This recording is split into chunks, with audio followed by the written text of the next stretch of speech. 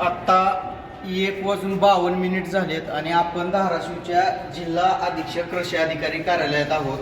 या ठिकाणची वस्तुस्थिती बघा, किती भयानक अवस्था आहे। कार्यालयामध्ये एक सुद्धा कर्मचारी उपस्थित नाही।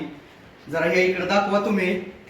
या संपूर्ण कार्यालयात एक पण कर्मचारी नाही, सगळ्या खुर्च्या रिकाम्या आहेत। या भारत कृषी प्रधान देश आहे आणि कृषी प्रधान देशाची ही अशी अवस्था आहे।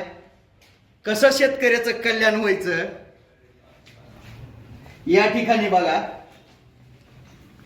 संपूर्ण खुर्चीवर एक पण कर्मचारी नाही। भारत कृषी प्रधान देश आहे आणि कृषी प्रधान देशातल्या कृषी कार्यालयाची अवस्था ही आहे। भारतातल्या 75 वर्षाच्या स्वातंत्र्याच्या नंतर सुद्धा देशातल्या शेतकऱ्याला आत्महत्या का करावी लागते, याचं सगळ्यात जळजळीत उदाहरण म्हणजे हे आहे। एवढी मोठी मानसिकता, एवढी उदासीनता या कर्मचाऱ्याची आपल्याला या ठिकाणी दिसून येते। मित्रांनो, खरंच या कार्यालयाला धन्यवाद बाबा।